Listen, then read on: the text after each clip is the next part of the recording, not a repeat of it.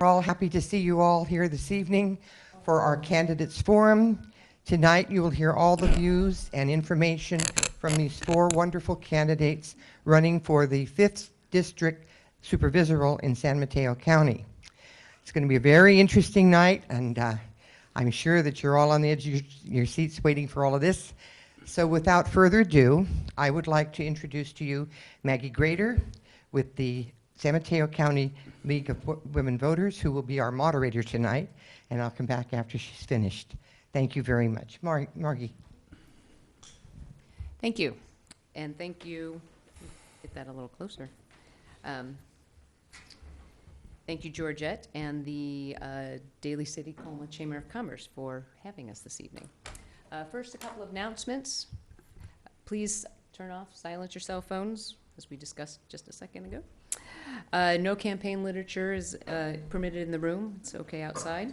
I'm Margie Gator, member of the League of Women Voters of North and Central San Mateo County. Again, thank you to the Daly City Colma Chamber of Commerce for sponsoring the forum tonight. The League of Women Voters is a nonpartisan political organization of both men and women whose purpose is to promote active and informed participation in government. We appreciate the interest and efforts of groups such as the Chamber in presenting events that increase voters' knowledge about the candidates and issues. The purpose of the forum is to provide an opportunity for all the candidates to be heard at one time and to be questioned by you, the audience. We hope that by bringing the candidates together face to face, voters will better be informed and will make wise decisions on Election Day. We appreciate your interest in coming out to learn more about our candidates. Tonight you will hear from the candidates for the San Mateo County Board of Supervisors 5th District. There are 4 candidates for 1 seat, and the term of office is 4 years. In the interest of time and fairness, please hold your applause until the end of the forum. We will thank all the candidates with our applause at that time. Again, the purpose of the event is to provide a nonpartisan setting to let the undecided voters hear all the candidate and help them choose.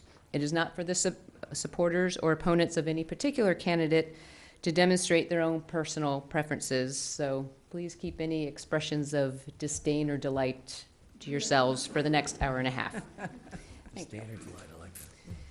The candidates in alphabetical order are David Canepa, Helen Fizicaro, Michael Guingona, and Cliff Lentz. And we've sent our procedures out to the candidates ahead of time, and they are as follows. Opening statements. Each candidate will have 3 minutes for an opening statement.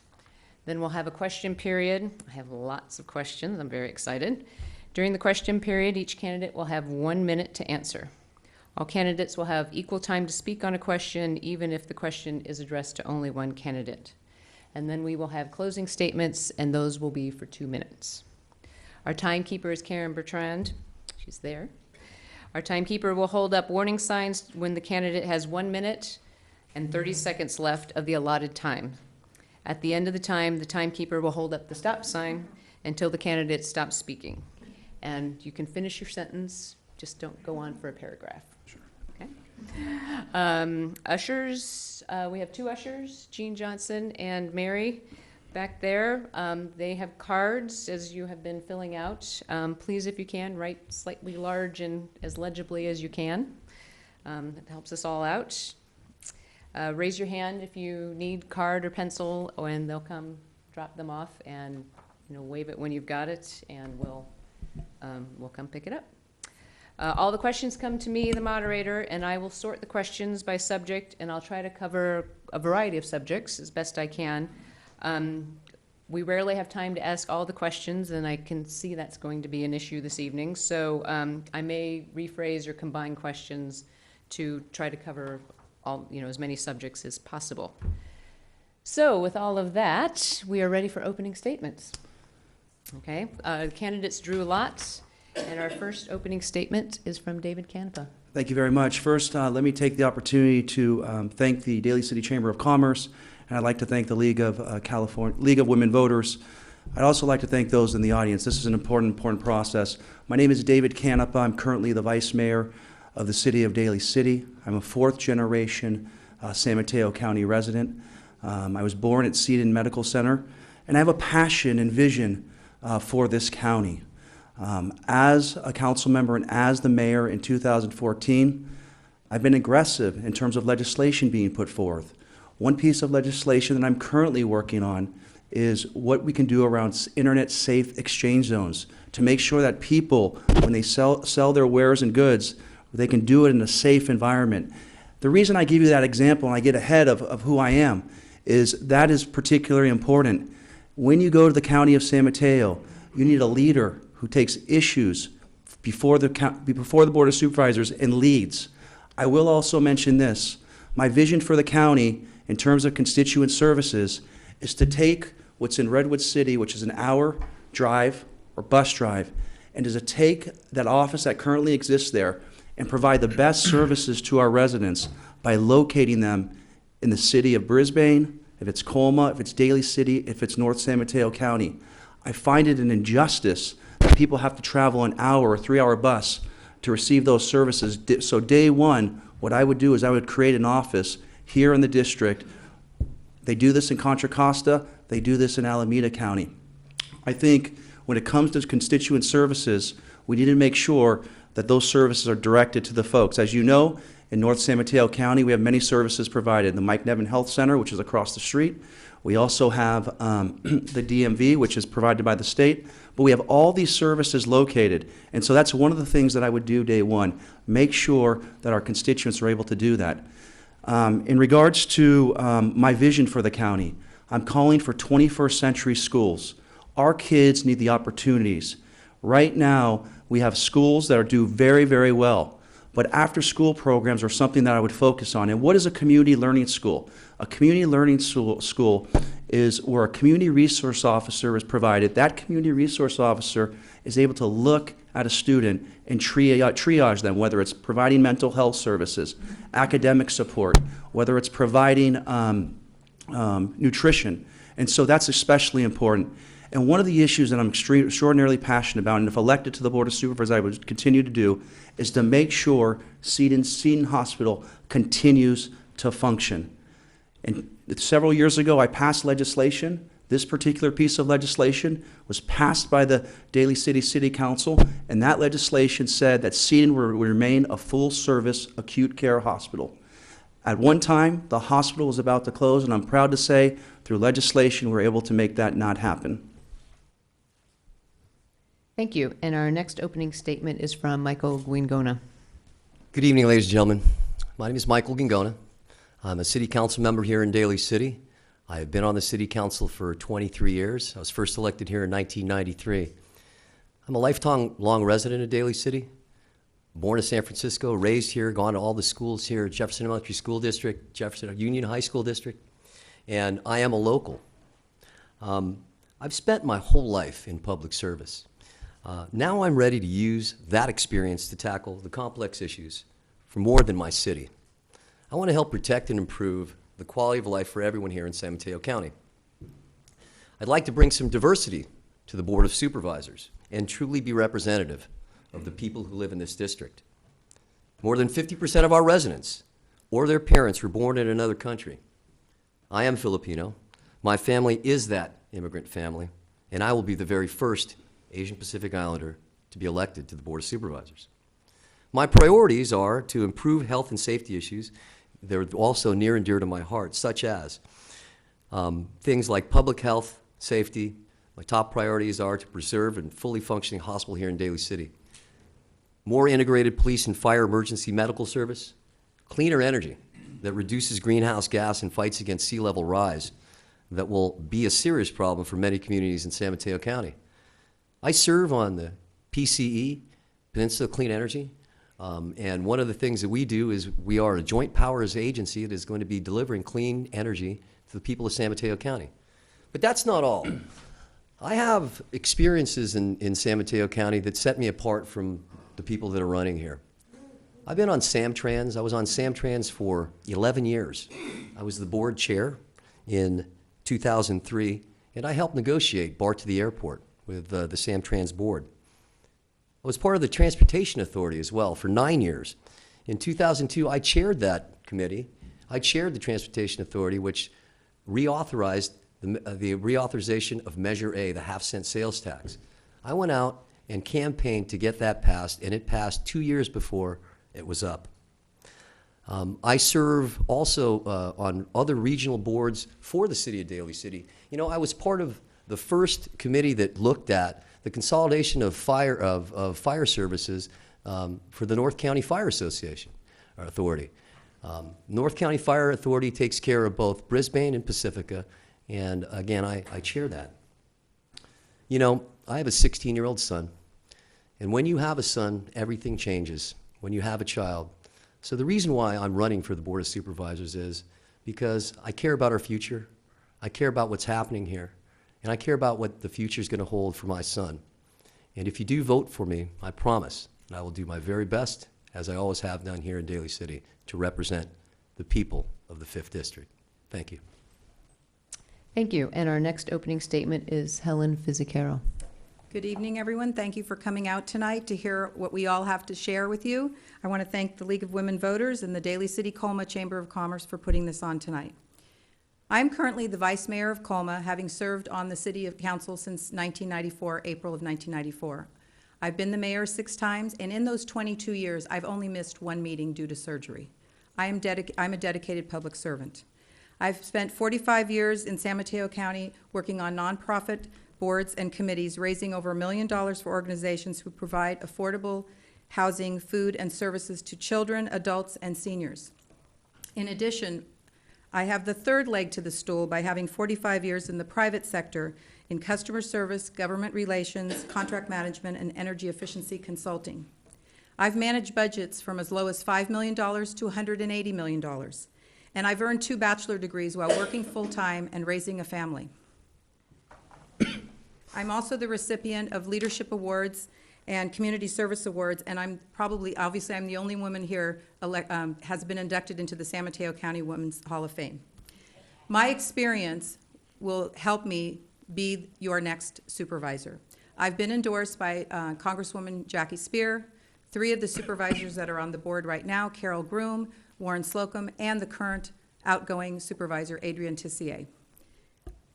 My goal for becoming a supervisor is to look at real education improvement, encourage business and transit development, support our seniors, sustainable energy awareness, and public safety support, and also access to housing. And my experience having served on multiple nonprofits and boards, I can bring that forward to the board. I'm very collaborative. I can work together with the others that are on the board in order to get things done. And I thank you for having me here tonight and look forward to the questions. Thank you very much. Thank you. And our final opening statement is from Cliff Lentz. All right. Good evening, everyone. My name is Cliff Lentz, and I'm the mayor of Brisbane. First, I want to start by thanking the Daly City Colma Chamber of Commerce, as well as the League of Women Voters. During the last 5 months, I've had the great opportunity to visit every single neighborhood and practically walk every single street in Daly City. I've knocked on thousands of doors and have visited thousands of people along the way. The experience has not only made me a better candidate, but it's made me a better person, because it's allowed me that opportunity to make that personal connection with folks in Daly City. And I've had a great opportunity to understand your communities a little bit more and understand what's important to you. You know, I'm a local boy. I grew up in South San Francisco, attended public schools, and though my parents did not finish high school, they instilled in me a strong work ethic that if I believed in myself, I could be successful in life. I was a commuter student at San Francisco State.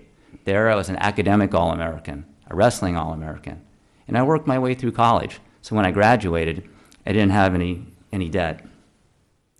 I'm someone who's created 2 successful companies with clients such as Genentech, Oracle, and Levi's, to name a few. 20 years after graduating from high school, I went back to El Camino to be a wrestling coach. And mentoring youth has been one of the most satisfying things that I've ever done in my life. When I won a seat on the Brisbane City Council almost 7 years ago, our city was not doing very well financially. And so I helped create an economic development plan. And today, our city is thriving financially. I'm running for county supervisor because I believe everybody deserves the opportunity to thrive and be successful in life. So as your supervisor, I want to create a stronger academic foundation for our children, because they are our future. And so what I want to do is ensure that every kid has the opportunity to go to preschool before they go into kindergarten, so that they'll be ready for their education. I also want to work with our school boards to provide enriching after-school programs and summer school programs. I want to create a comprehensive senior plan that makes it easier for seniors to live independently longer. And I want to foster the economic conditions that create good jobs for the people that are living here.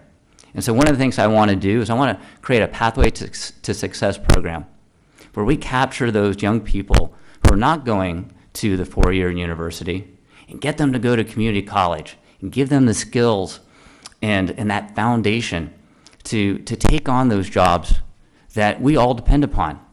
You know, those jobs that build things, fix things, keep us safe, and teach our children. those jobs need to come from, be provided to the people that live here. And so I will work very hard to create those jobs for our citizens. Thank you very much. Thank you. And now it's time for the question period. And again, I have lots of questions. I'm very excited. Each candidate will have 1 minute to answer the question. I will vary the order in which the candidates are called on to speak. If the question is addressed to a particular candidate, then that candidate will get to speak first on it, but the others will get to respond. So with that, we'll begin. And our first set of questions, I have a pile about what have you done to support and empower women, seniors, and veterans? Can you explain your experience? And for that one, we start with Helen Vizicaro. Well, being a woman, what I've done to support women is I've worked with organizations that do support women, especially one of the nonprofits I can think of is HIP Housing. I sat on their board for 9 years. There were a lot of single women with children, and providing affordable housing for those women was very important to me. In addition to that, there was three women, myself and 3 women, put together a fundraiser and an event called Women Seeing Beyond Today. And we brought women together in San Mateo County, and we had it at South San Francisco Conference Center to bring all avenues of resources to empower women, how to get a job, how to go to a job interview, how to dress for an interview, talk about the things that were important to them. And these things were very successful, and eventually San Mateo County took it over and has continued it with some of their events in the future. Thank you. And next on that question is David Canepa. We were the 5th city in the United States to pass the Convention to End Discrimination Against All Women. So I partnered with the Commission on the Status of Women. I've also partnered with the National Council of Jewish Women, and particularly what the Convention to End Discrimination Against Women does, it's twofold. One, it looks at organizations and how they employ women in the workforce. And the second thing that the Convention to End Discrimination Against Women does is organizationally, it looks at, how are women, what's the upward mobility? And I think these particular issues are important because, as we know, when it comes to pay, and it also addresses the issue of pay equity. Pay equity is especially important because, as you know, there are studies that have been conducted that women are paid less. And what the Convention to End Discrimination Against Women does is it looks at those pay equity issues. Thank you. And our next to speak on this is Cliff Lentz. All right. So I'll start with seniors. So like I said, I want to create a comprehensive senior plan that helps our seniors to live independently longer. That means providing reliable health care, shelter, food, and transportation. The county provides great services, but if those services aren't getting to the people that need them, then they're not that great. And so what I'd like to do is improve communication, and that's one of the things that I've done as a council member in our city, is to make sure that what the services that the county provides are better communicated to the people of our community. In regards to women, my wife and I, we have 2 daughters, and it's extremely important to me that we build a strong foundation for them. Everybody who works, it should be equal pay for equal work. And so as a supervisor, I'd like to ensure that the programs that we have in place, is my mic working very well? Okay. That we have in place, ensure that everyone is treated equally. Thank you. And finally on this topic is Michael Gingona. I was raised by a single parent, so I know what strong, brave women are like, and I respect them. The best way I know how to support and empower women is to seek their advice. And the 2 times that I've had an opportunity to actually empower women in my job on the city council, I hired Pat Martell as the assistant city manager, and then hired her again as the city manager in Daly City. She was the first female city manager in all of Daly City, and she has become the head of the International City Managers Association. I hired Rose Zimmerman, the first female city attorney. So we've been able to do what we can to promote powerful women in Daly City. For seniors, instrumental in creating and sustaining the Dolger Senior Center, promoting programs to prevent type 2 diabetes, and fighting to keep Seton Medical Center open. For veterans, I'm the only one on the city council that, or on here that's in the military. I'm a second lieutenant in the state military reserve. I work with the VFW, and I've recently worked to appoint more veterans to more boards in Daly City. Thank you. It's time for our next question, and I have a few on this. What is your occupation and interests outside of the city council? And for that one, we'll start with Cliff Lentz. Okay, sure. I started working at the age of 15 at Candlestick Park, and then later joined a union when I was 17. Having a great union job helped me to be able to afford the American dream, which is to buy a house, and I was able to do that when I was 24. I later formed my own business called Red Dog Productions, and it's a promotional products company that makes T-shirts, baseball caps, basically anything you can put a logo on. And not only did our company become successful, but as we grew, we were able to hire employees and give job opportunities for people in our community. So that's one of the things that I'm very proud of as a small business owner. Thank you. And next on this question is Helen Fizicaro. So I'm actually a proud retired PG&E employee. I retired 6 years ago after almost 40 years of service at Pacific Gas and Electric Company. My last job there was working with the Multifamily Energy Efficiency Program, which was very self-satisfying because I was able to help tenants and landlords install energy-efficient products to make their bills go down. So that was, and we became a nationally recognized program, so I became the national expert. When I retired, I have been doing energy efficiency consulting, working with contractors that are doing that across the nation. And in addition to that, I've been basically a volunteer the last 45 years working with nonprofits, so that's what I do as an occupation. Thank you. And next on this question is Michael Gingona. I'm a practicing attorney by trade. I've been an attorney for the last 27 years. I'm a teacher at Reardon High School, where I've taught for the last couple of years. I teach physical education, history, theology, and I'm also a coach. I coach at Reardon High School, and I coached at the San Francisco Elite Wrestling Club, a club that I started a number of years ago.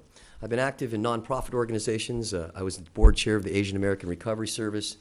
I'm a second lieutenant in the California State Military Reserve, where I serve every month, the first weekend of every month in San Jose at the Armory. I'm a mixed martial arts judge with the California State Athletic Commission, where periodically I judge UFC fights. I coach judo. I've taken people to both the nationals and the state championships in judo and in wrestling. And every now and then I go to Burry Senior Center and dance with some of the people over there. So. Thank you. And finally on this question is David Campa. When the Great Recession hit, I had to do something. And so what I did is I created a company, a social media consultancy business. And for 8 years, we've been providing social media throughout the United States. So I'm also a small business member. My outside interests are, there are a lot of them. I serve currently on the board member of the San Mateo County Historical Association, which runs the San Mateo County History Museum. I also sit on the board of Star Vista. Star Vista provides social services through the county. They're the largest nonprofit that is funded by the county to provide mental health. They also run First Chance. First Chance is for those who get a DUI. Rather than going to jail, they're able to actually get resources and spend the night, get some coffee and some counseling. Working for Star Vista has been especially important. And the last thing I forgot to mention, I was elected unanimously by 20 cities. I serve on the Bay Area Air Quality Management District unanimously, and the Air Quality Management District provides air quality regulations for the 9 Bay Area counties. Thank you. We're on to our next question, and I have a couple on the Broadmoor. I'm going to ask them both. What are your plans to keep Broadmoor safe from further annexations, and what have you done in the past 10 years to support Broadmoor? What are your plans to keep Broadmoor safe from annexations, and what have you done to support Broadmoor in the past 10 years? And for this one, we start with Michael Gingona. Well, there's always been legislation that has been sponsored and carried by certain members of the legislature to protect Broadmoor's independence as a Special Police Protection District. My dealings with Broadmoor have been on the council has been nothing but supportive. We've never had any opportunities to even take a look at annexation. I've been on an annexation committee that has actually never met in the last 20-some years, and I've been on the council. So supportive of Broadmoor and all its efforts to stay independent. Thank you. And next on this question is Cliff Lentz. All right. You know, I've had a great opportunity to really meet and engage the Broadmoor residents. I've canvassed that area twice now, and when I meet people, I tell them, you know, we share the same values, those small town values, that strong independence. And you know, one of the things that I would like to do with Broadmoor is to reach out to the residents using the county's health system department. They have this program where they engage communities. Instead of, you know, just looking at land use policy, they take the perspective of how do you build a healthy community. And so I would reach out to the residents of Broadmoor, find out what's your vision, and help create a master plan for the site. You know, Broadmoor residents do not like Daly City taking over their properties. And over the years, Broadmoor has gotten smaller and smaller, and I intend to stop that and be their representative. Thank you. And next on this question is David Canepa. So my relationship with the residents of Broadmoor goes about 8 years. So I've been going to their community meetings. I remember several months ago when the county was doing a municipal service review, and they were talking about Broadmoor sort of being folded into Daly City. I joined those 100 neighbors. We went to the county of San Mateo in Redwood City, and I stood with them and said I was opposed to that. I believe that Broadmoor should be a separate entity. And let me tell you this. When several years ago there was the Broadmoor bill, and what the Broadmoor bill did is the Broadmoor bill gave the residents of Broadmoor certain rights. So I'm not the sort of candidate that just has come into Broadmoor just because I'm running. I have a relationship with the neighbors. I've worked with the neighbors on multiple issues, community issues. When it's about sharing ideas, I've sat at their community meeting, and they've expressed to me some of the issues that Daly City might need to improve on. That communication already exists. I will take that communication that currently exists and bring it to the county of the Board of Supervisors and represent them. Thank you. And finally, Helen Fizzicarva. So in Colma, when the municipal report came out from the Board of Supervisors on whether Broadmoor should be annexed or they should disband or their police department should disband, we went ahead and also supported the township of Broadmoor with a letter to the county saying they need to be left alone, plus the fact that the town of Colma and the community of Broadmoor are part of the Colma Fire District. And there was recommendations to disband that as well. And if it ain't broke, don't fix it. That's what I feel. And Broadmoor has enjoyed their township all these years. I will tell you that many years ago, the town of Colma met with the city of Daly City to annex some of Broadmoor into the town of Colma. And the results from the city of Daly City was, we'll let you have part of Broadmoor, but in perpetuity, the city of Daly City wanted some property tax. And we decided, no thank you, because that was like being held hostage. So I would like to leave Broadmoor the way it is. I've met with a lot of the residents. They like their lifestyle. They raise their taxes for their police department, and they enjoy that service. So they should be left alone. Thank you. Our next question, it's a simple one. What is your position on high-speed rail? And on this one, we'll start with David Canepa. Sure. Let me first start by saying that on the Bay Area Air Quality Management District, I was able to secure $12 million for the electrification. So when we talk about the electrification of Caltrain, that is especially important. When I was the vice chair of the Transportation Authority, we're really working to that. The funding on that, to make that come to fruition, is about $2 billion. When it comes to high-speed rail throughout the state of California, I think high-speed rail is vitally, vitally important. The connection points, moving people up and through the county, up and through the state is important. And so I would be supportive of high-speed rail. That being said, we have to ensure that on the peninsula that we're very, very respectful of those communities. And so there's a plan in place around high-speed rail that respects those communities. in the peninsula and making sure that there isn't too many adverse effects on their quality of life. Thank you. And next on this question is Michael Gingona. You know, after serving on the Transportation Authority for 9 years and being in a leadership position there, I learned that there are a lot of diverse interests in this county. Each city has a different interest. Let me give you an example.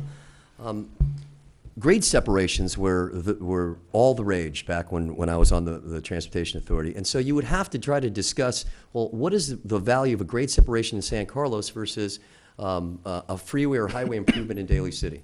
So when I was the chair of that, we actually had to go through the plan.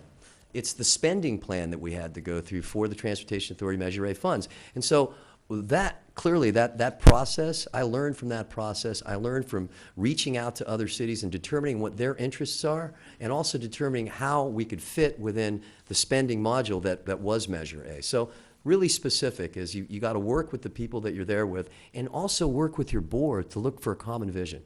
And that's what I did, and that's why I was elected to be the chair in 2002. Thank you. And next on this question is Marie Fizzichero. My name's Helen, by the way. Helen. I kept meaning to call you Marie. Sorry. It's quite all right. I am for high-speed rail. I think it's going to be a good project. I do get concerned with government projects, though, that they overspend sometimes and they're past their time frame. So I believe that there should be a committee on top of this and watching to make sure that every dime is spent efficiently and that it is done for what they say it's going to be done, that money is used for what they say it's going to be used. I do agree with respecting the Peninsula community to make sure that who it does affect has their say and that they reach out to the community and hear their issues to make sure that they aren't adversely affected. So I think that it's going to be a good project. I'm excited because it'll be great for our, I don't know if we'll see it in our lifetime, but hopefully our children and our grandchildren will be able to ride the high-speed rail. Thank you. And finally on this question is Cliff Lentz. All right. So I am in favor of high-speed rail, but what I am really against is the way that high-speed rail has communicated with our communities and how they've totally overspent, their budget. In Brisbane, high-speed rail wants to put a rail yard into our Baylands project. Currently, we are in the process of an EIR and planning for that site. And they have totally disrespected our community. Just like, we're high-speed rail, we're going to put it here, and don't worry about it. They've also had that same type of attitude with the cities down the peninsula, and that's completely wrong. If you're going to do a project, you need to partner with communities. And by doing that, then you present and then you build a better project. High-speed rail provides $600 million to electrify Caltrain, and so we need to be a good partner with them. Thank you. Thank you. Our next question is, what projects have you worked on in collaboration with other groups, and how did you deal with issues and confrontations? So it's kind of a work-style question. How do you collaborate with people in other groups, and how do you deal with issues and confrontations? And our first responder on this one is Helen Fizzichero. Thank you. So I know that having served on the Colma City Council for many years, one of the projects that we've worked on with the county and with actually the city of Daly City was the TR Policita field. And it was bringing money, $1.5 million together, and everybody had put their skin in the game to be able to have an event or have a place for all the children to play, and that was very successful. Another project that we worked on together with the city of South San Francisco and the county is Lawndale Boulevard, which cuts through South San Francisco and Colma, and it kind of splits the two communities. But the idea was to be able to enable the citizens that live near the South San Francisco BART, not having all the people going to that BART station driving through the neighborhoods. So we had a lot of discussion. There were some neighbors that were not happy with it in the beginning, but now I think they're very pleased that people aren't driving through their neighborhood to get to the BART station. So it was both of those projects were huge collaborative projects. Thank you. And next on this question is David Canepa. I think one of the things that I'm especially proud of, and it's an essence in a collaboration between the county, the federal, the state, and the city of Daly City, was for the first time in the history of Daly City, was having a shuttle. So this is a shuttle that starts in the Bayshore District, and it's a shuttle with a purpose. So as you know, in the Bayshore District, that's been labeled a food desert. A food desert means there's no grocery stores. And so what we were able to do is we were able to create a plan where this bus would circulate throughout the city, whether it was stopping at DMV, whether it's stopping at Seton Medical Center, whether it was stopping at Ceremony. So it's these sort of policies that change people's lives, so that people who didn't feel that they were getting access to resources now do that. I think the second thing that I'm especially proud of is more of on a regional basis. There was an issue around Broadway Exchange when I was the vice chair of the Transportation Authority. How that project was going to come together. There were some neighbors who were not supportive. What we were able to do on a regional level was to find a solution that worked for them and then worked for the Transportation Authority. Thank you. And next on this topic is Cliff Lentz. Sure. I'm the only candidate who is in a leadership position at the county level. I'm currently the chair of the SFO Roundtable. I've been doing that for the last 3 years. And I'm sure probably most of you deal with noisy airplanes. And to be able to pull all of our elected officials who serve on the roundtable, which is the San Mateo County and San Francisco, to find solutions is a very difficult job. I've partnered with Congresswoman Spears and her office and the FAA. And starting next month, I will be chairing some major meetings to work with our elected officials in every single city to help them to identify what are the flight procedures that affect you, and then to have them work with their constituents to come up with solutions so that then when we do collaborate with the FAA, we are prepared, and I'm very confident that we will make some changes that will improve your lives in regards to airplane noise in your communities. Thank you. And finally on this topic is Michael Gingona. Thanks. I think you've got to be really specific about what your role is as a council member. Passing legislation is one of the things that we do, and working with groups like the Youth Leadership Institute. When the Youth Leadership Institute came into Daly City and said that there was a problem with the proliferation of payday lending establishments, we looked at it. We were able to draft legislation together, and we passed it. I convinced my colleagues to do it. I carried that legislation. 2012, I passed legislation here to look at health issues, and so I worked with Breathe California and SAMCOR to develop a secondhand smoke law to ban secondhand smoke in apartment dwellings. We extended it to e-cigarettes, and now we have a pharmacy ban. They don't sell cigarettes in pharmacies anymore, and that was because we worked with Breathe California.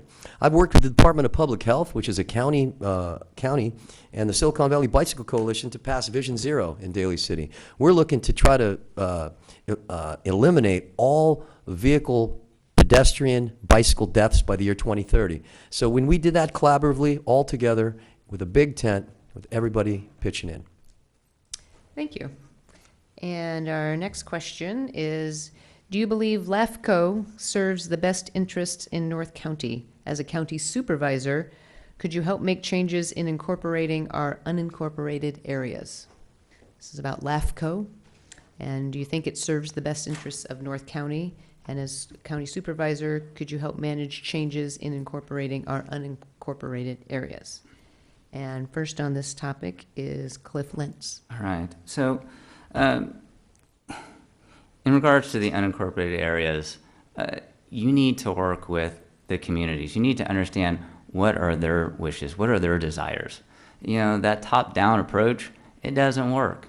And so, in regards to Broadmoor, we need to create a vision for you. You need a supervisor that is going to dive down into the weeds and understand where you're coming from and help you to not only maintain what you have, but to enhance what you have, so that then organizations like LAFCO can look at what's going on in your community and say, you know what, you're doing the right thing. You're covering your bases financially. You're doing you're providing the services, partnering with the county to take care of your citizens.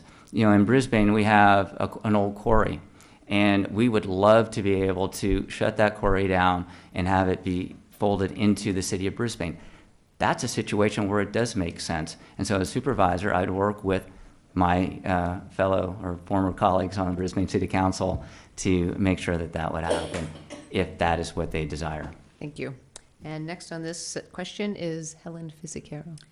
LAFCO is an advisory committee, and they go through every year, or every couple of years, they do a report, and they analyze the value of the services that are provided, and then the value of the community.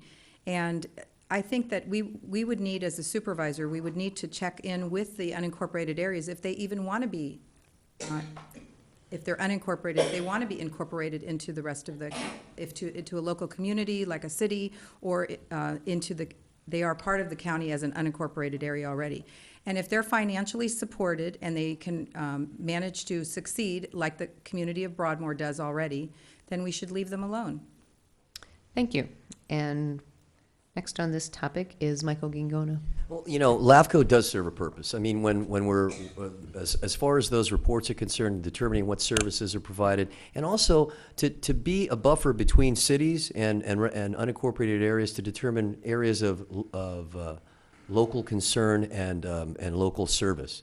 So I just think that LAFCO does serve a purpose. Whether it serves the interests of North County, it's clearly an advisory board.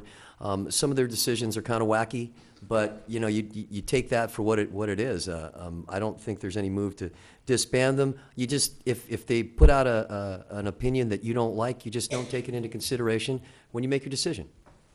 Thank you. And finally, David Canepa. So I think LAFCO provides great value in terms of making assessments of organizations or, the suggestions they have putting forward. However, when it comes to Broadmoor or unincorporated areas, one of the first things I would do as the Board of Supervisor is really looking at a potential moratorium.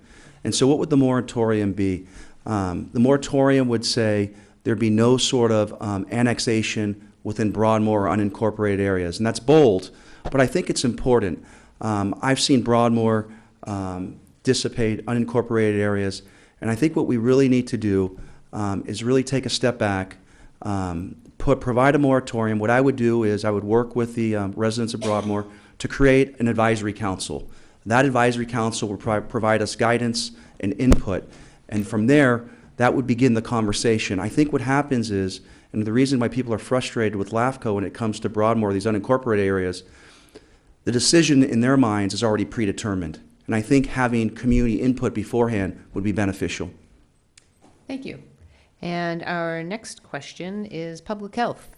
Public health is a concern of the Board of Supervisors. What is your experience with dealing with public health issues, and what would you do about it on the Board of Supervisors?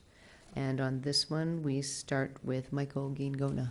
As I stated earlier, in 2012, we had a situation in Daly City where we did not have the health initiative. And that is, basically what we did was we passed a policy decision in Daly City to look at everything that we did to determine the health of our citizens and the health of our workers. So I've done that. I've also worked with Department of Public Health to work on specifically Vision Zero to stop pedestrian and traffic deaths in Daly City. Sugary drinks was an issue that they brought forward for us. We wrote letters to our legislators to urge them to pass that legislation on sugary beverages. We've been supportive of our Department of Public Health for that long. Also, as it relates to health, that's something, the anti-smoking, the secondhand smoke ban that we did, the e-cigarettes, the pharmacy ban. These are things that are clearly within the purview of the public health, and I'm always looking to save people from or being healthy. Sorry. Thank you. And next is Cliff Lentz. Sure. Public health is one of the major things that the county does. It provides that social safety net for the most at-risk people in our society. One of the organizations that I've have a really just a fond and just super supportive relationship with is the Daly City Youth Health Center. And that's where you have this organization that gets some funding from the county but is run by the Jefferson Union High School District. And so what they do is that they're in the trenches and they are able to have those connections with the students that provide healthcare for them, pregnancy help, mental illness, and then there's the Daly City Partnership. And so I want to create a stronger relationship with the Daly City Partnership because they are the ones that are in the trenches in this community. And so they're there helping seniors have better lines of communication to have the health care that they need. Thank you. Thank you. And next is David Canepa. I'm the only candidate to be endorsed by the California Nurses Association. The reason the California Nurses Association endorsed me is for two reasons. One, our work on Seton Medical Center. Let me remind folks, we were at a crisis point 2 years ago, and the crisis point was that the hospital in North San Mateo County was going to shut down. We went through 2 hearings with Kamala Harris. I worked with the nurses, we worked on the legislation I mentioned before, and we came up with a solution. Now, did we have to roll our sleeves up to do that? Absolutely we did, but that's something I'm extraordinarily proud of. The second thing that I sort of bring is when it comes to the county, many of you don't know, we operate the medical center. That medical center provides the care to the poorest of the poor, the indigent. To run that center, it's $239 million, but $239 million well spent. And so I think the experience I bring is, again, it's around collaboration. It's working with the nurses, it's working with the administrators, finding a solution, and that's what I intend to bring to the county. Thank you. And finally, Helen Fisicaro. So regarding public health, Seton Medical Center, I think all 4 of us worked on Measure A and also supported collaborated to keep Seton Medical Center open. I saw all 4 of us present in front of Kamala Harris, so this is not just a one-person idea. I myself have raised funds for Seton Medical Center to make sure that they had services for women that were expecting babies that didn't have medical insurance. Worked on Sipping with Seton, and I also spoke before the Kamala Harris program, group, as well as writing letters to Kamala Harris to keep Seton Medical Center open. The Daughters of Charity are the ones that worked hard to sell. They had to give it up, but they worked hard to sell the hospital and to continue to make sure that we had medical services in North County. And the rest of the county jumped in on Measure A, which is another campaign that I worked on to make sure that Measure A was going to have funding for all these safety net services in the county. So it's very important to have the safety net services and to continue to provide them for not only North County, but the whole county. Thank you. Our next question is about the economy. How have you helped grow the economy here in North County District 5? And also, as the city council members, what have you done to bring more jobs and more city revenue? So how have you helped grow the economy both in the district and more jobs and increased city revenue? And first on this one is David Canepa. First, let me tell you, in 2008, we had the Great Recession. Right now, unemployment, according to the EDD, is at 3.2%. Let me start off with a small business story. There was a business in Daly City that was here for 40 years. The landlord was going to shut the business down in Westlake. What we were able to do, and I facilitated through our economic development department, is that we were able to keep Westlake Coffee House open. And for a lot of people in our community, and there were hundreds who came to the Board of Supervisors, that was vitally important. So when we talk about business, we can never talk about big business, or if we talk about big business, we should always talk about small business. The other thing I want to mention, I'm especially proud of, is what we've done around Serramonte Shopping Center. Serramonte Shopping Center is going through a huge upgrade, and that's going to equate to a lot of jobs. And finally, I want to end with this. If we were to close Seton Hospital, that was Daly City's largest employer with 1,200 employees. I'm glad we didn't do that. I'm glad we were able to keep Seton Hospital open. Thank you. And next on this question is Michael Gingona. Okay, so when Seton Hospital, the Daughters of Charity decided that they were going to sell Seton Hospital, I went out and I met with Gene Fraser, the head of the Department of Public Health. I met with Maya Altman of the San Mateo County, and I also met with the head of Seton Medical Center to determine what they were going to do and what their plans were. They are our largest employer, and because of the fact they were our largest employer, we worked really hard to keep them here.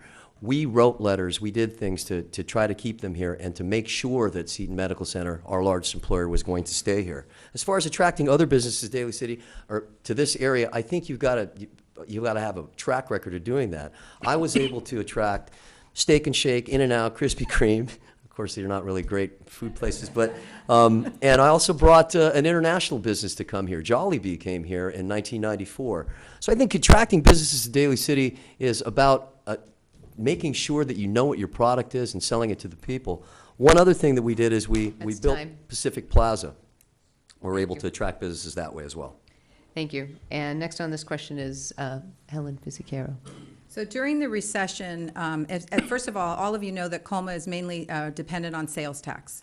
And during the recession, we lost 5 auto dealerships on Auto Row overnight. And those have since been filled, and we worked together with the property owners and managers to fill those vacant spots. We are getting a CarMax in town in the next year. And also, we work very closely with our businesses. We bring them in for their business license fee is very low compared to any other city in the state, and we work closely with them to make sure that they're successful. When they're successful, we're successful. And even though we're a high property tax city and we gain probably 50% of our budget comes from property sales tax rather, we are willing to share that with nonprofits in the area because it is a regional destination, and we share that money with the nonprofits so that we can serve the whole community. Thank you. And finally on this topic is Cliff Lentz. Sure. During the Great Recession, our economy was in the tube just like all the other cities. And so we created this economic development plan that not only helped us deal with the recession, but it helped build a foundation for when the recovery would occur. And so our industrial park at the time was 60% full. Today, it's close to 99% full because we have that plan in place. Brisbane also has the largest development project in San Mateo County, which is the Baylands. I've helped create a sustainability framework for this plan, and if those goals of the framework are implemented in the planning process, we'll not only create one of the most sustainable developments in the country, but in the world. And this project will generate thousands of jobs that are really needed for northern San Mateo County. A couple weeks ago, I was at the Auto Collision Center, and I was talking with the owner, and his youngest employee is 51 years old. There is no way that that person can grow their business without getting new and young employees. Thank you.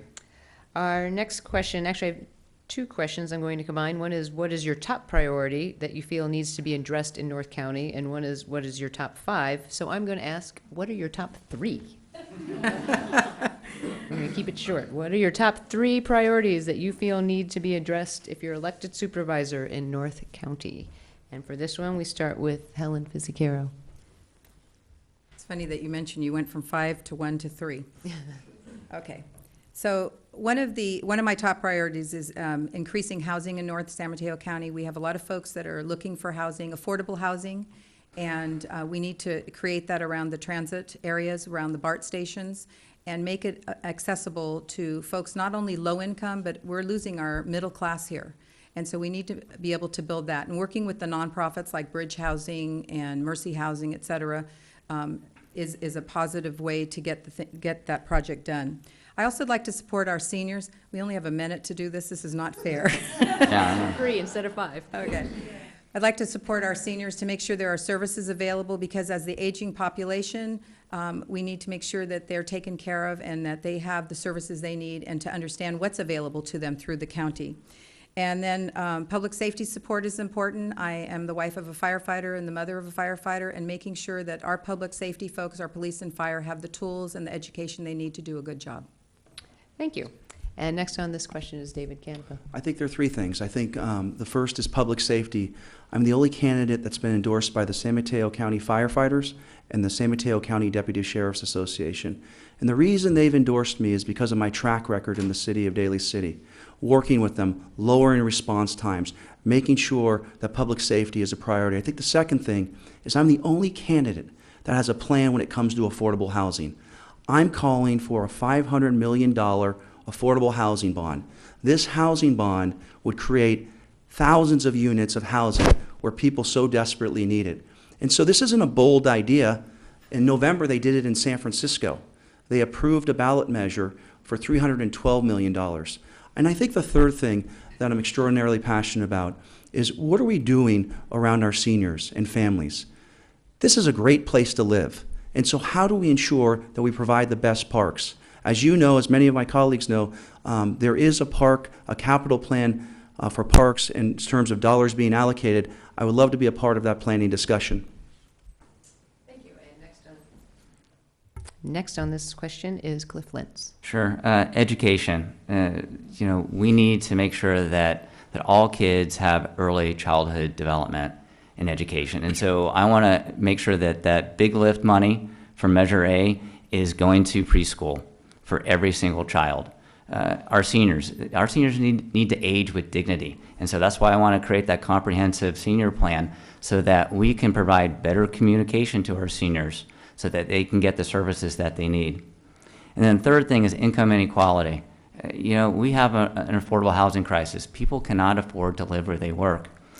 We also have a minimum wage that is not enough. Our minimum wage should be on par with San Francisco, Oakland, and San Jose, not on par with Lodi and Wairika. $10 an hour doesn't cut it. And so as a supervisor, I want to take the lead in increasing the minimum wage. I'm not going to wait for the state. Thank you. And finally on this question is Michael Gingona. Thank you. Public health and safety are my very top priorities, and that includes preserving a fully functioning hospital here in Daly City. A lot has been said about Seton Medical Center, but what Daly City did is we had Pat Mortel, who is our city manager, is placed on a board that actually oversees every aspect of what they're doing over at Seton Medical Center. So we're ensured that we have that representation.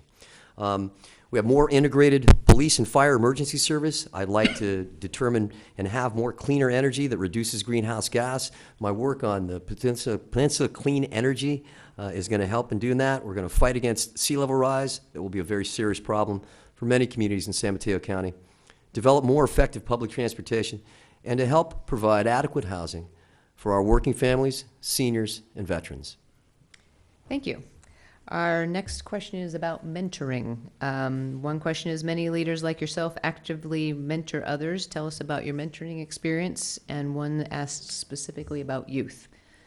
So mentoring. And first on this is Cliff Lentz. All right. So, like I said earlier, one of the most satisfying things that I've ever had to do, or one of the most satisfying things I've ever been involved in, was mentoring youth. When I was at El Camino High School, I was, having a hard time staying on my academics and being a good kid, and wrestling, it helped straighten me out. And I had a coach that he didn't have someone on the team. He was there to give back. And so, that had a profound effect on me. And so when I had my opportunity to go back to my old high school and help youth, I jumped at the chance. And one of the things that I'm really proud of is that every kid that started with me as a freshman or a sophomore and went through the program all the way through, they all went to college. And so, it doesn't get any better than that, than giving back to kids, and especially, a place where you went to school. Thank you. And next on this question is Helen Fizicaro. So I've had the opportunity to mentor in multiple opportunities. Mercy High School was my high school in San Francisco, and when I was at PG&E, we mentored several of the high school students and taught them, brought them into work to show them how it was to have a real job. Also, in the Jefferson High School District, I was a junior achievement advisor where we mentored students, and they learned how to make a product and sell it at Ceremony Shopping Center many, many moons ago. But they learned how to put a product together and become a company and sell stock and make a profit. And then as an adult at San Francisco State University, going to school at night for 7.5 years, I was mentoring younger students to realize that you're paying your tuition and you are the customer here. And so when classes were disappearing, you needed to go into the advisor's office and find something to substitute, and also to tell them what it was like in the real world in a job. Also at PG&E, we formed a committee called Legacy, which was the seasoned employees mentoring the new employees that came into the company so that they would understand the culture and how it was to work in the utility business. Thank you. And next on this question is Michael Gingona. In 1987, when I was 25 years old, I went back to my old high school and I started coaching wrestling. I was a law student, And I was a head coach at 25 years old, and I went back to my, and doing that and being able to mentor these kids on a daily basis was really something for me. Fast forward to now, it's 2016. I've been the assistant wrestling coach at Reardon High School, and I get to coach my son. So the idea of mentoring is something that I'm doing on a daily basis, not just with my son, but with the other 65 kids that are on this team. It's a daily thing. It happens in November. It goes all the way to March. And I get that same feeling every time I walk into that room when I see that look on a young man's face that he's actually getting it. You know, I've had some of them come back and say, you know what, thanks, Coach, for, the main thing is, thanks, Coach, for not letting me quit. And I thought that was great. Thank you. And finally, David Canepa. Public service means so much to me, and so over the last 15 years, I've had the opportunity to, I don't even, mentor, I guess guide is probably a better word, but to see people really understand the legislative process, whether it's through the state or the local level, and to see them start in your office and to see them grow. And then when they reach the point where it's, whether they become lawyers, we have someone who's become an elected official, it's really rewarding because you realize it's not about you, it's about them and their success. And to kind of see that growth is extraordinary. And so I've been fortunate to see that, and for me it's just especially rewarding and humbling to be a part of that. Thank you. And our next question, it comes from a district parent. What can the county do, and you in your role of supervisor, if you are elected, what can you do to improve safety in our schools? Safety in our schools. And first on this topic is Michael Gingona. You know, going to school every day and being in a place where an institute of higher learning, I see the safety issues that are there. You know, how can we make our schools safer? I believe there's already been security. There's security guards in certain areas, and there is parent involvement. I think that it all starts with parent involvement, and I think that what you got to do is you got to be a good example to the children.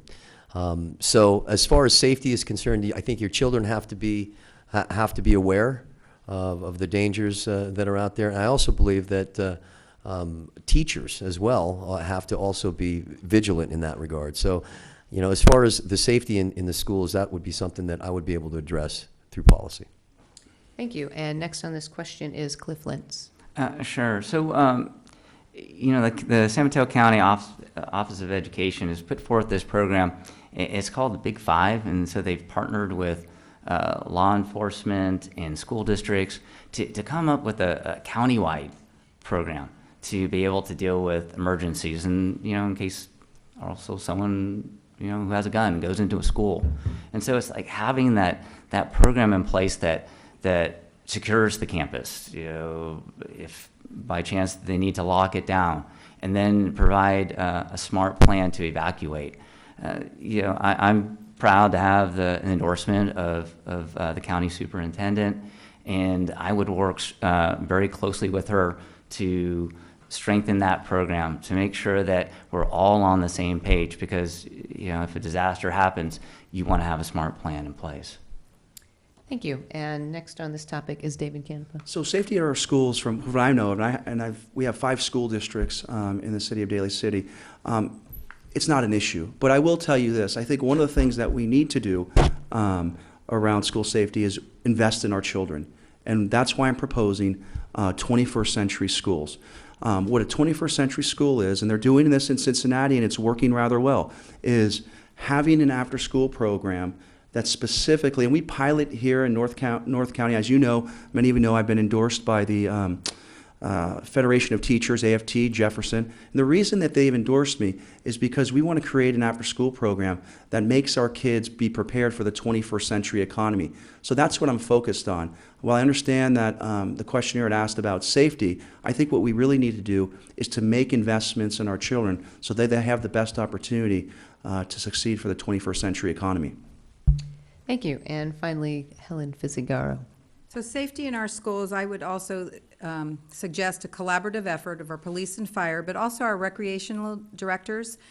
In Colma, we have an after-school program, and if you keep if you get the children involved with their homework and other activities after school, then they stay out of trouble, and they don't necessarily bring trouble back to the schools. And I think this collaborative effort with our recreational department, our parents, police and fire, the teachers, it takes a village to keep the children safe, and I believe if we put all that together with a lot of communication, we can be successful. Thank you. Our next question is, how do you plan to address the affordability, home, and rental crisis in San Mateo County? Housing, affordability. And first one on this topic is David Canepa. Well, Daly City continues to lead San Mateo County in the creation of affordable housing. So my experience working on those issues really puts us, if elected, in a great position. So when people think about housing, they actually think of the housing stock. Well, what you need is you need the infrastructure. When I was on the Transportation Authority, I secured millions and millions of dollars to make sure that we can create livable and walkable communities. And if you go to the top of the hill, Daly City, you see that right now. You see a once blighted area being transformed. And so that's what I would do. And as mentioned earlier, I think if we really care about housing and we really care about affordability, we really need to make the effort to look at putting a housing bond together that addresses housing for our teachers, which addresses housing for our public safety, which addresses housing for the low income. I'm the only candidate that has that plan, and if elected, I would move forward and push that before the voters. Thank you. And next on this question is Michael Gingona. You know, in Daly City, as you can see on Mission Street, and it hasn't just been in the last 8 years, it's been in the last 20 years, we've developed a lot of affordable housing. And the way that we've done it is we've been unique in our approach. We have what's called the Housing Endowment Trust Fund. The Housing Endowment Trust Fund basically was created when we require developers to set aside 20% or pay an in lieu fee. What that's resulted in is 66 units that are forever going to be affordable, and at least $5 million in the next 3 years to be able to spend on affordable housing. I want to bring this kind of experience and this kind of can-do attitude to the Board of Supervisors. And I'm not going to do it just with big ideas. I'm going to do it the way we've done it in Daly City. I'm going to collaborate with people like Habitat for Humanity, which we've built over here. Vista Grand. We've got so many great collaborations that we can do, and I'd love to be able to do that when I get to the county. The same thing that we've done in Daly City. Thank you. And next on this topic is Helen Fisicaro. So affordable housing is a big problem in this area, and I have sat on the HIP Housing Board for 9 years, and one of their programs is home sharing, which we have a lot of folks that are living by themselves in a big house. They're house rich, but they're income poor. And that program is a program I know that's used in Daly City and Colma throughout the county, and just getting matches between a tenant that would like to rent a bedroom, but in exchange for lower rent, provide maybe driving services or light housework is one solution. I sit on the Housing and Community Development Board in the county, which actually advises the county, and we leverage federal, state, and county funding that actually has provided the funding for some of these housing projects that are being built in Daly City. So it takes a collaborative effort. It's not just the city of Daly City, it is the county, it is these commissions that put together the money and the funding, and they work with the nonprofit sector, which is Bridge Housing, Mercy Housing, Habitat for Humanity, to get the job done. And I think we need to do more of that in order to provide more affordable housing. Thank you. And finally on this topic is Cliff Lentz. Sure. Affordable housing is at a crisis level. And the people, working folks cannot afford to live here. It's being, a lot of folks have to move far away, and if they're commuting very long distances, then, they're not spending time with their families and they're not volunteering in their communities. But we know that the areas where we could build housing, it's in our cities. And so as a county supervisor, I can't tell cities what to do, and the county should not tell cities what to do, but it's having that collaboration, trying to create that political will and community will, that affordable housing is important, and that we should be looking at not just housing, but how do we build healthy communities? And the county has their health system department that can work with communities to look at housing, transportation, amenities, recreation, all as one unit. Helen talked about HIP housing. I think the house sharing program is an excellent idea. We need to do more of that. We need to have a robust effort in that regards. Thank you. Thank you.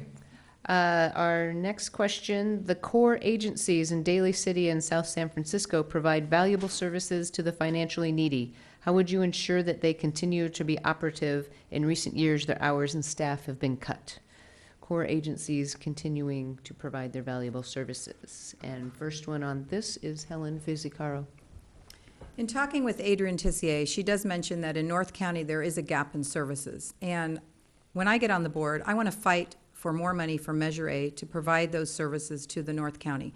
We have, the south part of the county, you have a lot of wealthy folks there that don't need the services necessarily as Daly City, Colma, Brisbane, South San Francisco folks need. And so I would work with the rest, I would collaborate with the rest of the Board of Supervisors and push the case that we need to move more money up north here to provide those core services.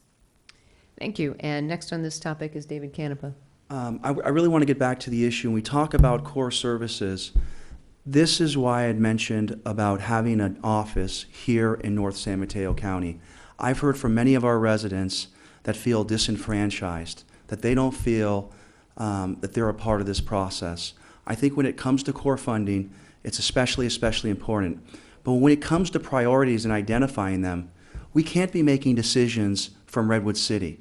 We need to have an office here located centrally, working with the stakeholders, working with the nonprofits, making sure that when it comes to those Measure A dollars, that we find the appropriate allocation for that. And so my idea is rather bold. I think when it comes to financial literacy, that's especially important. I know they're trying to do that within the schools, different financial institutions, but we need to do all we can to support education when it comes to finances, especially amongst the young people. Thank you. And next on this topic is Cliff Lentz. Sure. So, one of the most important things that a public servant is responsible for is the budget, right? The county has a budget of about $2 billion. They have approximately about $500 million in surplus. In the city of Brisbane, we are moving forward with creating a priority-based budget.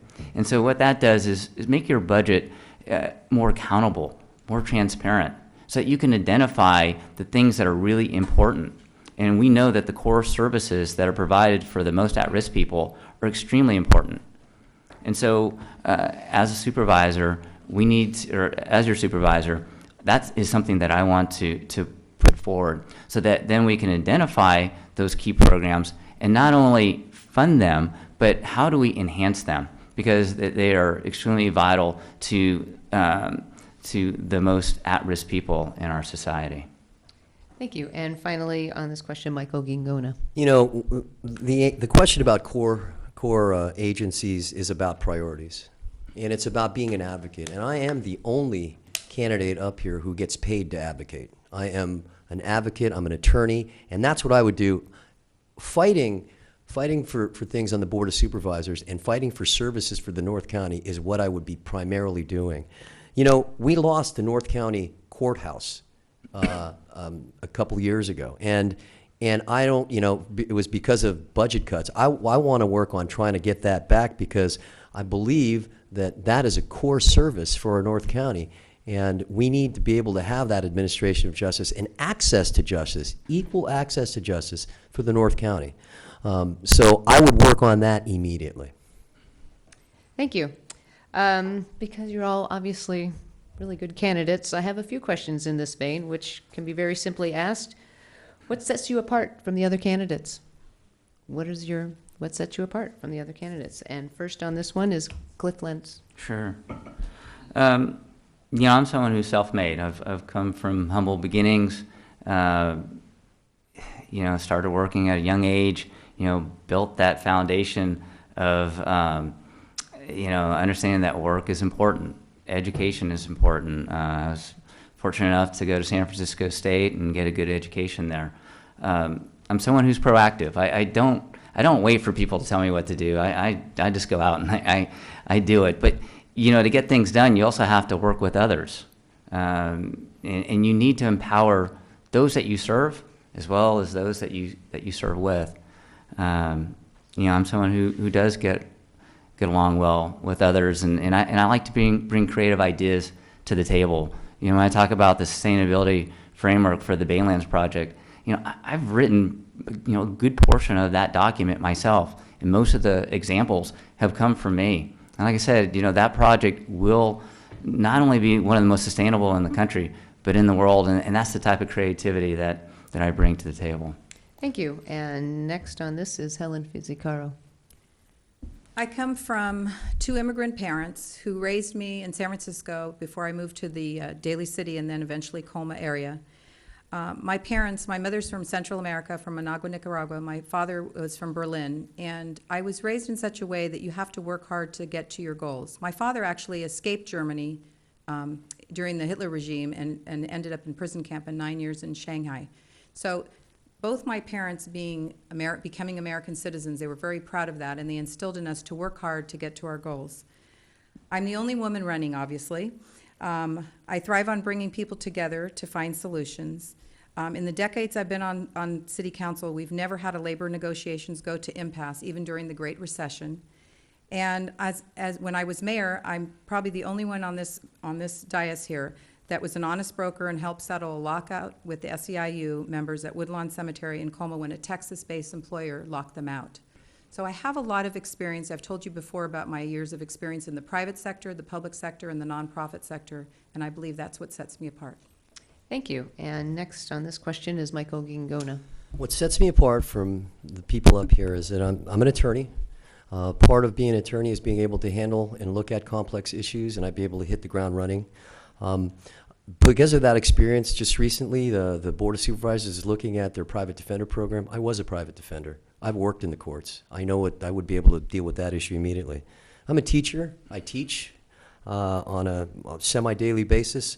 I'm a wrestling coach, so I deal with youth. I've reached leadership positions in county transportation. Like I said, I've done Samtrans and the Transportation Authority, but not just sitting on them. I've actually chaired both of those.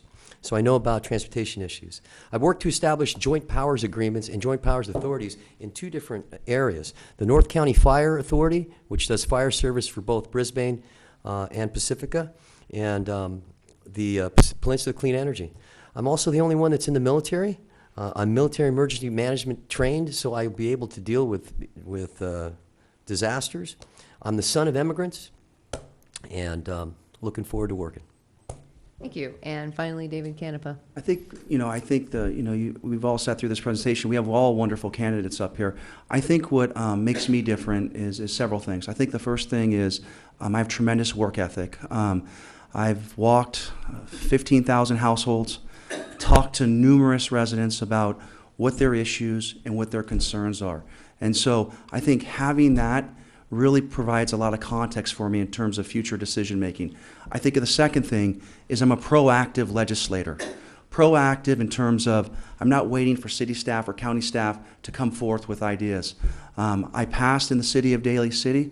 I passed the Mayors Against Illegal Guns, dealt with issues around the Cow Palace, around the noise and around the raves, worked with the county sheriff's office and making sure that those raves were shut down so they didn't impact our neighbors.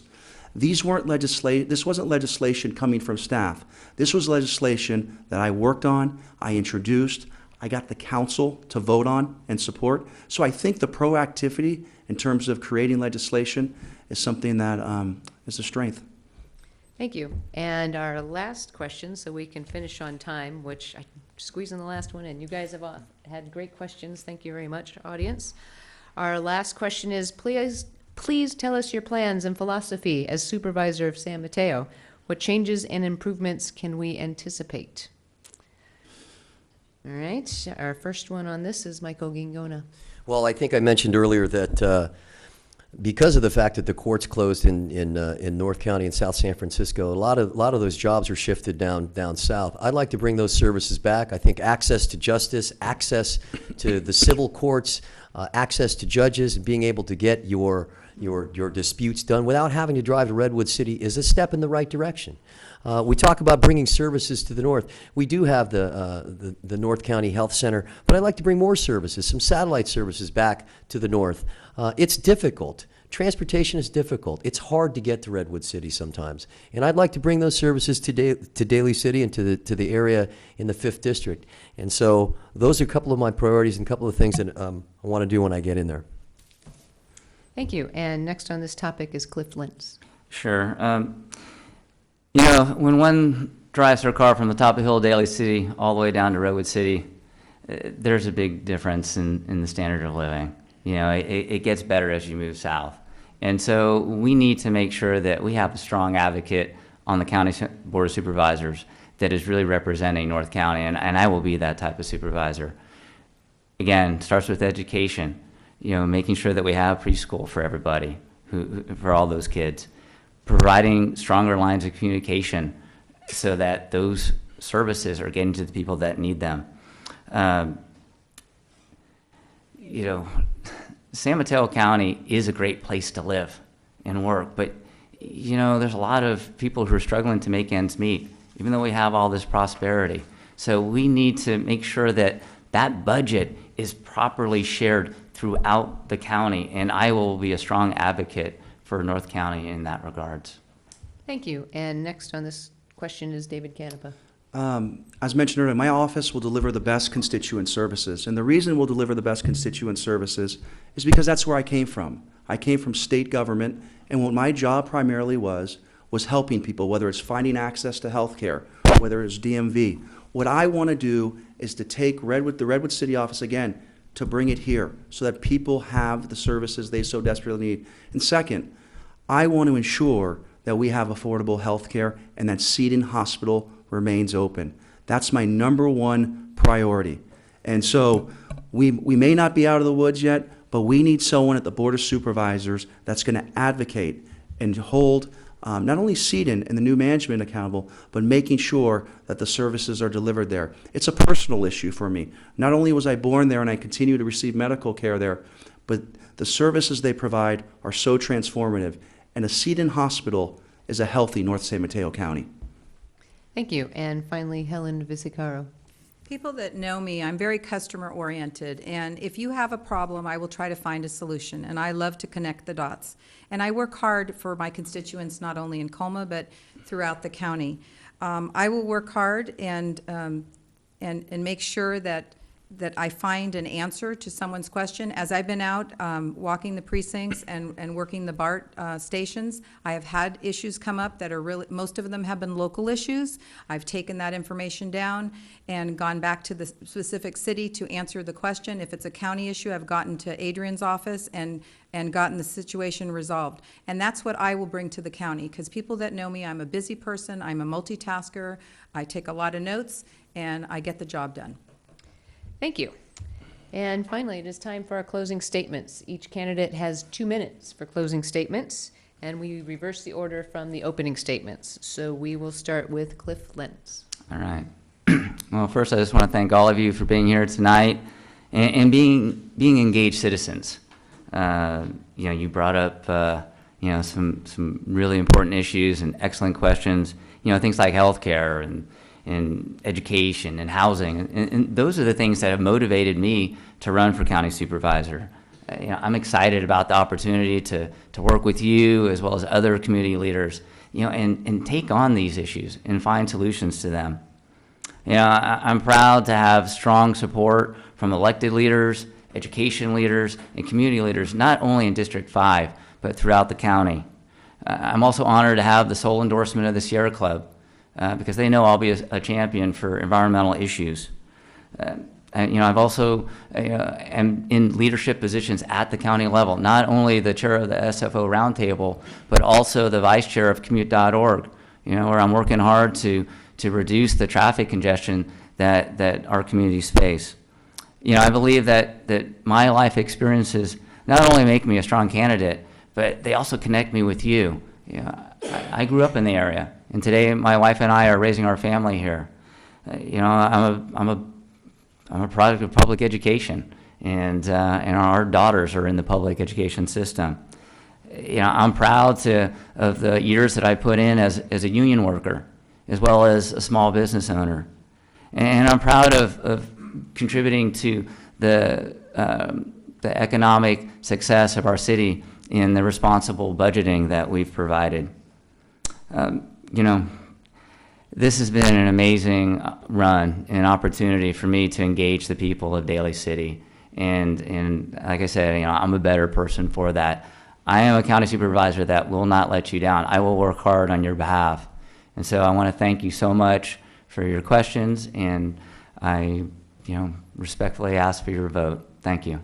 Thank you. Thank you. Our next closing statement is Helen Fizigaro. I want to thank the League of Women Voters for holding this tonight, as well as in joint with the Daly City Colma Chamber of Commerce, and also for you to all ask really, really good and hard questions tonight. I have a proven track record, having successfully served over 2 decades as a city councilwoman and mayor 6 times. I've served on multiple nonprofit boards and committees for over 45 years, and I've worked in the private sector for over 45 years. I will leverage my experience collaboratively with the other board members, and I'm proud to have received the endorsement, as I stated earlier, of Warren Slocum, Adrian Tissier, and Carol Groom, in addition to Congresswoman Jackie Spear. And I, too, was endorsed by the Deputy Sheriff's Association. I've been married for 41 years. I've raised a family, put myself through college, all while working full-time. I'm a wife, a mother of first responders, a grandmother, a daughter, and a tireless volunteer. I will energetically represent District 5 and actively participate in all decisions for San Mateo County's benefit, but also will look out for North County. Thank you. And next is Michael Gingona. Daly City is my home.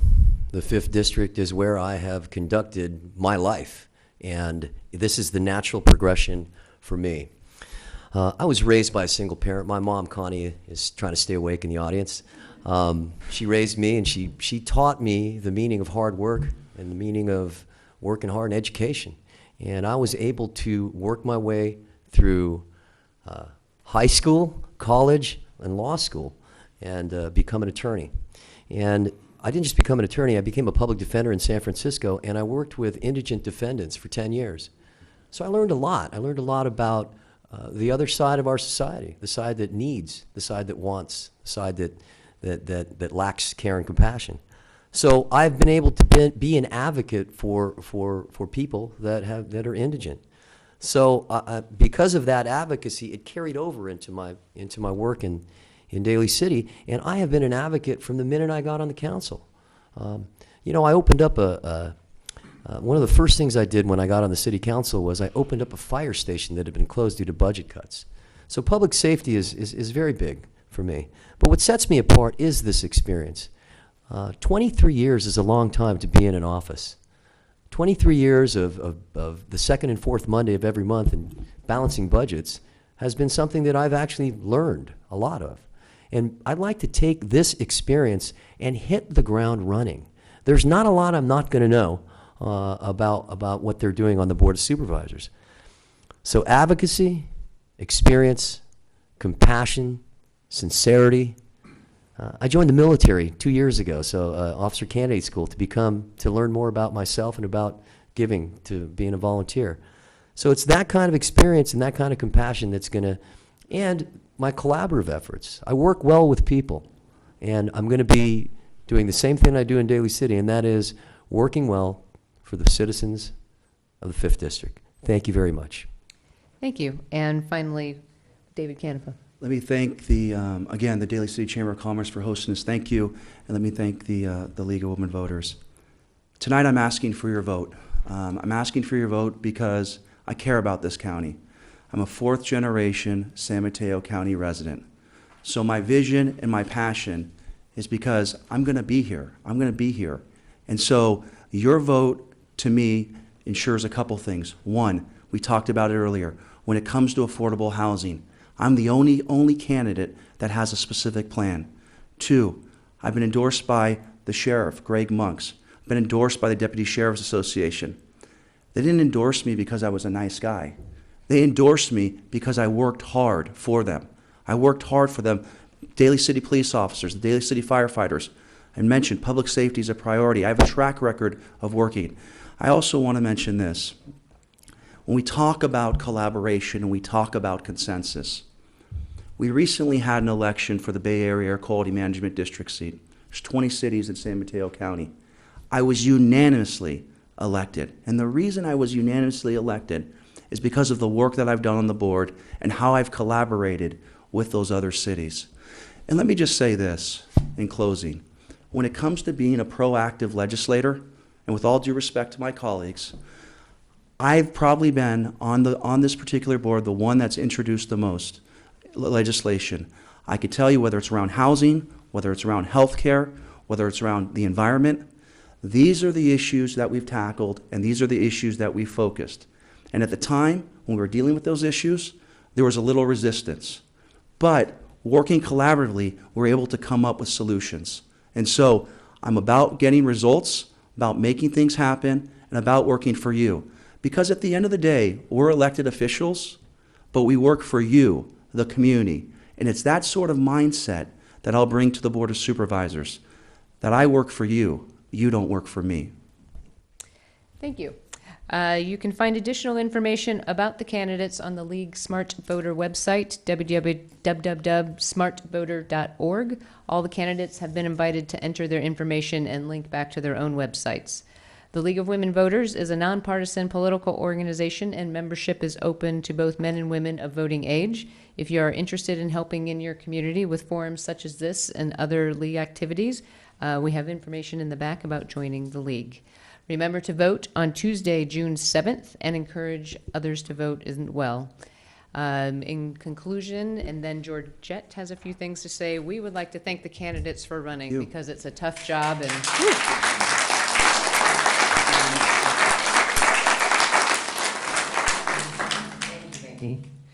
thank you all for being with us this evening. This has really been a great evening. Thank you to our candidates. You were very impressive. You were very informative. You were very heartfelt. And we as an audience appreciate that because after all, you are going to run with our lives, what affects our lives. Each and every one of us. They are going to make the decisions that affect us and our families and our animals and our children and our grandchildren and everything else. So, in regard to that, I want to thank the League of Women Voters for doing this. This is several years they've been doing this in Daly City. They do such a wonderful job. Thank you, Maggie. And thank you to the runners that ran back and forth. And I hope, thank you very much to our audience, too. On behalf of the Daly City Colma Daly City Chamber of Commerce, it's been a pleasure to present this evening in correlation with the League of Women Voters and with our magnificent candidates. Thank you all very much. Have a good evening.